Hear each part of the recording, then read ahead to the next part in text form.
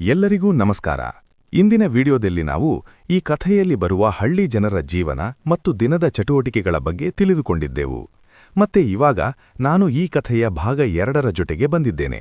ಈ ಕಥೆ ಶುರು ಮಾಡೋಕ್ಕೂ ಮುಂಚೆ ಯಾರೆಲ್ಲ ಈ ಕಥೆ ನೋಡೋದಕ್ಕೆ ಬಂದಿದ್ದೀರಾ, ಈ ನಿಮ್ಮ ಹಳ್ಳಿ ಹುಡುಗ 19 ಚಾನೆಲ್ನ ಸಬ್ಸ್ಕ್ರೈಬ್ ಮಾಡ್ಕೊಳ್ಳಿ.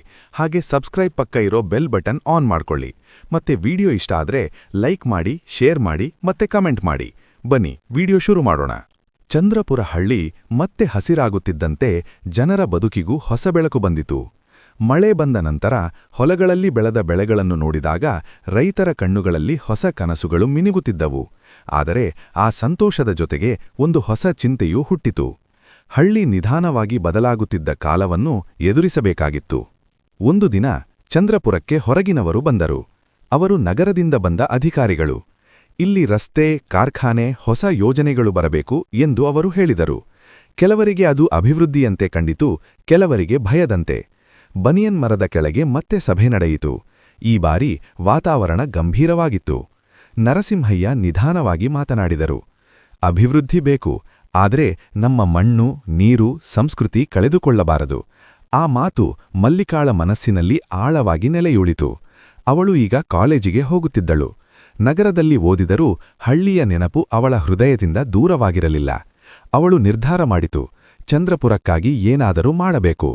ಮಲ್ಲಿಕಾ ತನ್ನ ಅಧ್ಯಯನವನ್ನು ಗ್ರಾಮೀಣ ಅಭಿವೃದ್ಧಿ ವಿಷಯದಲ್ಲಿ ಮುಂದುವರಿಸಿದಳು.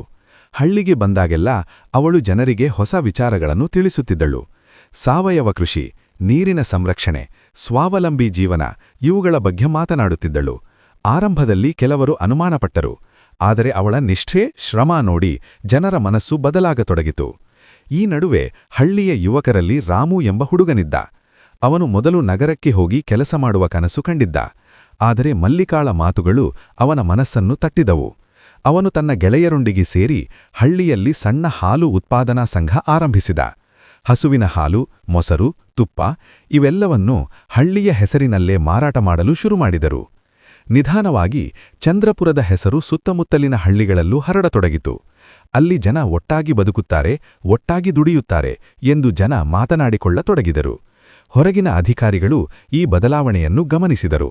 ಕಾರ್ಖಾನೆಗಳ ಬದಲು ಹಳ್ಳಿಯ ಸ್ವರೂಪ ಉಳಿಸಿಕೊಂಡೇ ಅಭಿವೃದ್ಧಿ ಮಾಡುವ ಯೋಜನೆಗಳು ತರಲಾಯಿತು. ಆದರೆ ಎಲ್ಲವೂ ಸುಗಮವಾಗಿರಲಿಲ್ಲ. ಒಂದು ವರ್ಷ ಮತ್ತೆ ಬರದ ನೆರಳು ಬಿತ್ತು. ಈ ಬಾರಿ ಮಳೆಯಿದ್ದರೂ ಮಾರುಕಟ್ಟೆಯಲ್ಲಿ ಬೆಲೆ ಕುಸಿತು. ರೈತರು ಆತಂಕಗೊಂಡರು. ಮತ್ತೆ ಸಭೆ ನಡೆಯಿತು. ಈ ಬಾರಿ ನರಸಿಂಹಯ್ಯ ಮಾತನಾಡಲಿಲ್ಲ. ಅವರು ವಯಸ್ಸಿನ ಕಾರಣ ಮೌನವಾಗಿದ್ದರು. ಮಲ್ಲಿಕಾ ಮುಂದೆ ಬಂದಳು. ನಾವು ಸಮಸ್ಯೆ ಬಂದಾಗ ಮಾತ್ರ ಒಟ್ಟಾಗಬಾರದು, ಸದಾ ಒಟ್ಟಾಗಿರಬೇಕು. ನಮ್ಮ ಶ್ರಮಕ್ಕೆ ಮೌಲ್ಯ ಕೊಡಿಸಿಕೊಳ್ಳುವುದನ್ನು ನಾವು ಕಲಿಯಬೇಕು ಎಂದು ಅವಳು ಧೈರ್ಯವಾಗಿ ಹೇಳಿದಳು. ಆ ಮಾತುಗಳು ಹಳ್ಳಿಯ ಹೊಸ ದಿಕ್ಕನ್ನು ತೋರಿಸಿತು. ಸಹಕಾರ ಸಂಘಗಳು ಬಲವಾದವು.